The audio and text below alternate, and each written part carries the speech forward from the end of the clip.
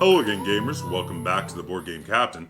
I'm the Captain, and today I'm going to be reviewing and talking about the Lost Omens Ancestry Guide for Pathfinder 2nd Edition. So I want to start by giving a big thank you to Paizo for sending me this copy of the Lost Omens Ancestry Guide for Pathfinder 2nd Edition to read and check out and use in my games of Pathfinder. I am currently running a Pathfinder group, and my players have recently made it to level 5, so that's pretty awesome. Alright, so I'm going to talk about what this game is, why you would want it, and if I would recommend it to you. Plus, of course, everything that is inside this book. But before we get started, I do want to say I've got a ton of links in the description down below for you to check out at your leisure. There's a link to BoardGameCaptain.com, which is a great hub for all things Board Game Captain, as well as a link to my Teespring store. We can get yourself some cool gamer gear, t-shirts and mugs, etc., and a link to my Patreon if you're in a position to and would like to help out the channel. You can head over to my Patreon, link in the description down below. So before we get too into this, I do want to talk a little bit about what is this. So the Ancestry Guide is a list of ancestries and in some cases the full rules on how to use them. When I say in some cases, there are several major sections here. So you have expanded ancestries and heritages. And for the expanded ancestries and heritages, these are pre-existing ancestries and heritages in this section from a couple of other books. I'm going to talk about that in a moment. Then we have the next section is new ancestries and heritages, followed by a small section for ancestral gear, which is specific gear that is favored and used by certain ancestries. Now, in regard to the first section, the expanded ancestries and heritages, most of the ancestries and heritages in here are ones that were first introduced either in the Advanced Player's Guide or in the Character Guide. So because this is such a sizable section of the book, containing 14 different ancestries and heritages with new material for them from mostly these books. I'm going to explain there is one that is not from one particular ancestry that is not from either one of these books. I would mostly recommend this book to you if you already have one or both of these. I would, by the way, I haven't reviewed the Advanced Player's Guide, but I did review the Character Guide, and I would recommend both of these books to you for their amazing and awesome additions and options to be used in your Pathfinder games. I would recommend these to you, but I wouldn't recommend specifically, I do want to say, I wouldn't necessarily recommend the Ancestry Guide unless you have at least one of these. Once you have one of these, the extra material added on to those ancestries and heritages is awesome. And then also there are a whole bunch of completely new ancestries and heritages that are also super awesome. And spoiler alert, I am going to be recommending this book to you in general because this book is really cool. So let's go through what you get. So first off, I do want to draw attention to the fact that this book has a ton of authors and also lots of people involved. I'm going to show a picture up on the screen here of the people involved in the production of this book because a lot of people were involved. Okay, so I'm going to start at the beginning with the first section, which is the expanded ancestries and heritages. Now, the expanded ancestries and heritages, of course, are the ones that were introduced in other Pathfinder products. So it starts with an overview of each of the particular ancestries and heritages with a quick description of what they're about, and then we go into the large amount of detail. Now, this is really cool. Now, if you already have the other books, you do appreciate them not reprinting the material from the other books. In the case of each of these ancestries and heritages, they actually have new information, more detail to help you fully flesh out your character. So it starts off with the Aasimar. Now, it gives a lot of new information about Aasimars, how to run them, what they're like, what their internal motivations may be about. And then we have some new Aasimar feats. And there are a ton of Aasimar feats going from level 1 to level 17. Next, we have the Azercati. Now, the Azercati, I was a little confused with these guys because I was like, I don't remember ever seeing their basic information. And I was right. This is the one ancestry that was not either originally introduced in the character guide or the advanced player's guide. These guys are meant to be introduced in the Absalom and the Starstone Isle book, which is not yet out at the time of the recording of this video. However, I looked them up on the Archives of Nethys, which is a great website with lots of material about Pathfinder if you want to look things up. And there they had a link to a free PDF over on Paizo's website that gives the basic rules for playing the Azercati. So if you get this book and you're like, wait a minute, how can I play these guys?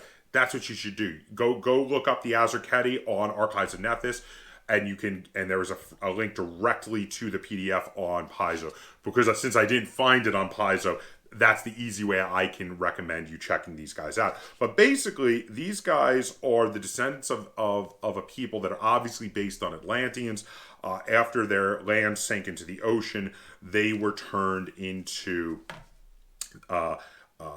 water-breathing peoples. So very much like Atlanteans from comic books, regardless of whether they're DC or Marvel Comics, because they both have that sort of water-breathing kind of ability.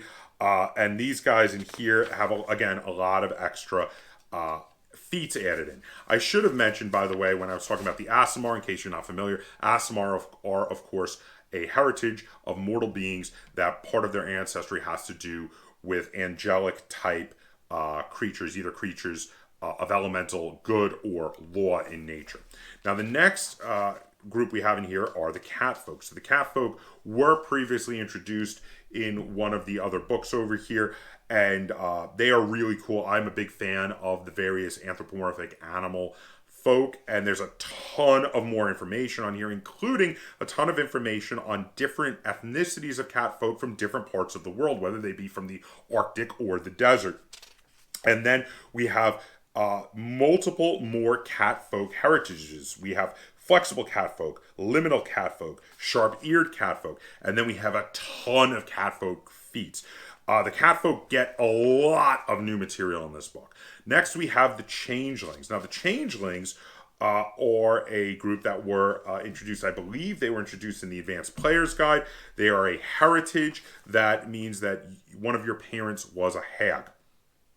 And being that one of your parents was a hag, you get a ton of interesting abilities given to you, as well as a really interesting backstory because of your unique parentage. Now, in here, you have a ton of new ancestry feats to get if you took the Heritage Changeling, going all the way up to level 17. Then we have the Dhampir, which the Dhampir was originally introduced for sure in the Advanced Player's Guide. The Dhampir, again, is another heritage, not an ancestry, where one of your parents or one of your ancestors was a vampire, and you are a Dhampir. And again, in this case, after a bunch of new material and lots of new information about how different societies react to Dhampirs being born in their societies, and what kind of circumstances you might have grown up in, depending on what your other half of your ancestry is, whether you were human or elf or dwarf, etc. There's then also a ton of new feats for Dhampirs. Then we have Duskwalkers. Duskwalkers were one of the most interesting heritages, in my opinion, in the Advanced Player's Guide. They are resurrected people created by the psychopomps. So they have a touch of death in them, but they're not like vampires. They're very different. They serve the cycle of life and death in a very interesting way, and they're very rare, and most people in the world of Golarion are not even really familiar with them. But here we get a bunch more information about them and a bunch more ancestry feats. I'm sure you can see where this is going. The tons of information that they give in about how different communities of these people live, as well as how different communities react to them, is great for your role-playing experience. And then the ton of game material is also awesome. Next, we have Hobgoblins, who were originally introduced in the character guide. The Hobgoblins in here, they go over a bunch of different communities of Hobgoblins other than just Oprok, which Oprok has been the one that has been most focused on. But you also get information on the Bandu Fleet, Cowlin, and Rock Low. And then there are new Hobgoblin heritages, the Shortshanks Hobgoblin, Steelskin Hobgoblin, and then we have tons of Hobgoblin feats, again, going all the way up to level 17.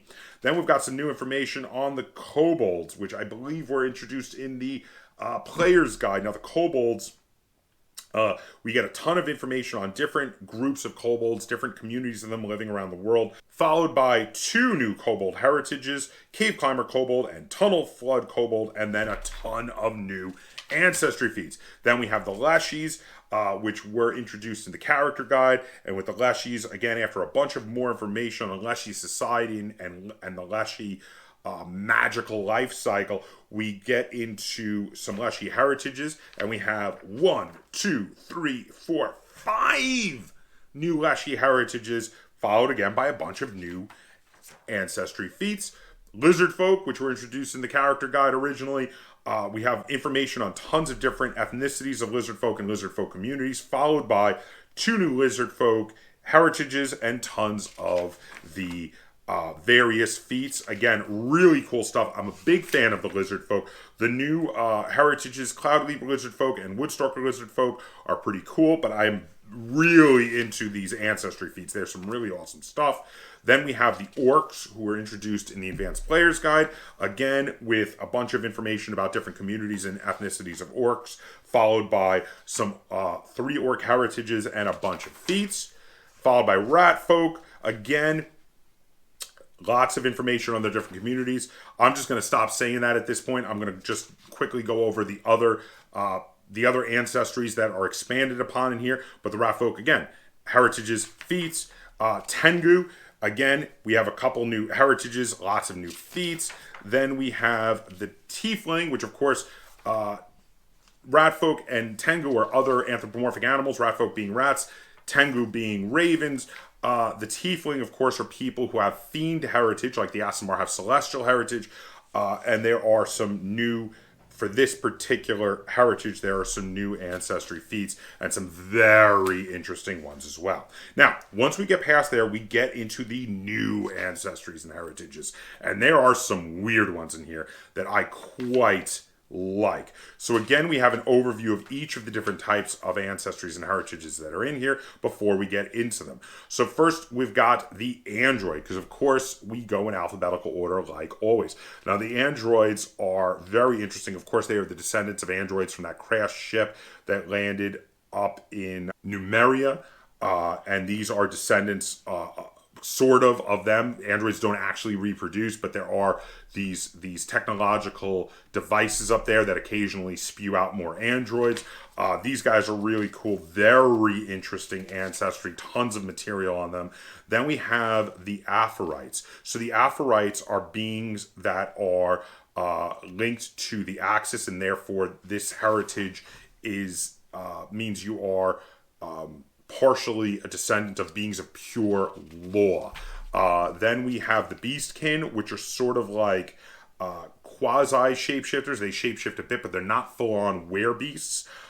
They don't suffer from vulnerability to silver, and they also don't forcibly change during the full moon like normal werebeasts do. They are descended from werebeasts, but develop this interesting way where they're actually able to control their shapeshifting, have a lot of the benefits of being a shapeshifter without the downside. It is an interesting heritage. Then we have the Fetchling. The Fetchling is a new ancestry that is a very interesting one, and they are directly linked to that ancestry I talked about before, whose name I can never remember, the Azercati. So now, both the Fetchlings and the Azercati are descended from the same group of people that when their island sank, they escaped in different ways. So the Azercati became amphibious, while the Fetchlings escaped to the Shadow Realm, and because of it, they became creatures of that realm. So they have a lot of interesting abilities. They have some weird things about them, like how their shadows don't move to directly mimic how they move, so they're very unsettling and bizarre. They look very human, except pale and having skin tones from white through grays to pure black, not normal type human skin tones. but also they have some very interesting abilities they can have. These guys were one of the particular ancestries that I didn't think was going to be that interesting, and then I read about them, and I'm like, okay, no, these guys are really weird and really cool. Then we have, this is a really good one, the flesh warps. So there's lots of talk about the different peoples, not just dark elves, but all over the world, that do flesh warping in some way. And they talk about that flesh warping is not just taking a living creature and altering it like the Dark Elves do, but some people actually make like Frankenstein's monsters out of spare parts. And you can, there are different heritages in here where you can choose specifically what type of flesh warp you want to be. This was a really interesting read, and I would absolutely love to play a flesh warp. I would specifically like to play one if I get to play a character that is like a Frankenstein's monster flesh warp, one that was actually made and then maybe killed its creator. I think that would be really cool and really fun. Really cool ancestry. Then we have the Gonzi. Now the Gonzi are children of chaos. Usually one of their ancestors is a protean. This is another really interesting heritage. Again, tons of cool material on it. Then we have Genie Kin, where one of your parents or one of your ancestors was one of the various kinds of Jinn. Now this is an interesting section of the book with the Genie Kin, because Genie Kin is a general term for people who are elemental in their heritage. So there is a general Genie Kin section with a ton of feats that can be taken by any variety of Genie Kin. But then as you go through the pages, they have specific types of Genie Kin, which have their own heritage and feats that are only available to them. So there is the Afrit, which Afrits are Genie Kin descended from fire elementals like Afrits or salamanders. Oreads are Genie Kin descended from earth elementals like Shaitans or Zaramoons.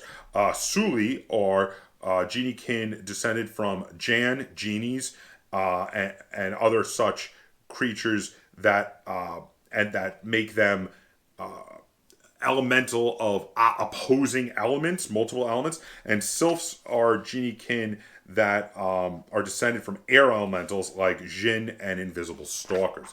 Then the last one is the Undyne, which are descendants of water elemental Genie Kin. They are generally descended from brine dragons and marids. So if you want to be part water elemental, the Undyne is there for you.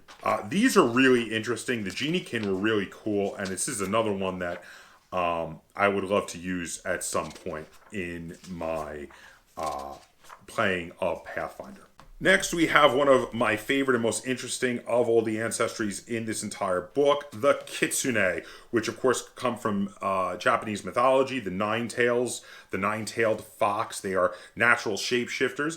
Kitsune can usually have a true form that looks like a fox person that slowly gains more tails as they go up levels. And then their second form is either that of a normal human or a normal fox, depending on where you were raised. This is a really cool ancestry with some innate magical and shape-shifting abilities. These guys are really cool. Then we have Sprites, which is the only ancestry I've seen in all of Pathfinder so far that naturally makes you tiny, which is really weird. But there is one version of the Sprite that is small instead of tiny, and there are tons of different kinds of Sprites. And actually, they have some really interesting abilities and can make really cool magic users. And finally, the last of all of the ancestries or heritages in this book is the Strix, which are these avian people that actually all come with wings. Though they don't normally start with the ability to fly, they can gain that later. But they are really interesting and very cool looking ancestry, and have some really cool feats to them. Finally, rounding out the book, we have a bit of ancestral gear for if you take, the ancestral weapon specialization for each of these. There's some really cool weapons in here for each of these different peoples that they could use if their ancestral weapons are different from the ones in the base book or in the character guide or advanced player's guide. So this book comes in at $34.99. It is $35. Like all of the Paizo Pathfinder books, it is full color printing, tons of artwork, beautiful hardcover. Like all of their bigger releases, unlike just the campaign books, they're hardcover with a proper old school thread binding. These things are going to last you forever as long as you take care of them. I am a big fan of the production of this book, and I'm a big fan of the content of this book. Now, like I said, I really do think you should have gotten at least one of these two to get the most out of this book that you can, or even better, both of these two before getting the Ancestry guide, because about half of this book is devoted to Ancestries that were put out in one of these two books. So if you get at least one of these, you're going to be able to use most of this book. If you get both of these before getting it, you'll be able to use 100% of this book. Again, because that one Ancestry that wasn't in these is for free available online right now. This book is great. Specifically, this book is really great if you're looking to make a Pathfinder group and you've already done at least one short campaign and you're fairly familiar with the rules and you want to make a Pathfinder group but try out some more interesting or different ancestries, or maybe your Pathfinder campaign is a big ongoing one and players are starting to talk about getting maybe tired of their characters and they want to maybe have a character go off and leave the group or die and replace them with a new character. This book is fantastic for some great new heritages and great new ancestries to try out, as well as being great for expanding on with new feats for existing ancestries and heritages from older products, which again, if you are already having players in your group playing characters that are of an ancestry that was introduced either in the character guide or in the advanced players guide, this is a must-have to give them some more options when they're leveling up for all the new feats. So if you are a player and you are playing an ancestry from one of these, I would highly recommend buying this book. If you are a game master and you are interested in running a campaign with more options for your ancestries and heritages, I would also highly recommend buying this book. This book was a joy to read. It was a quick read. I shot through it in about a day. I absolutely enjoyed it. I couldn't put it down.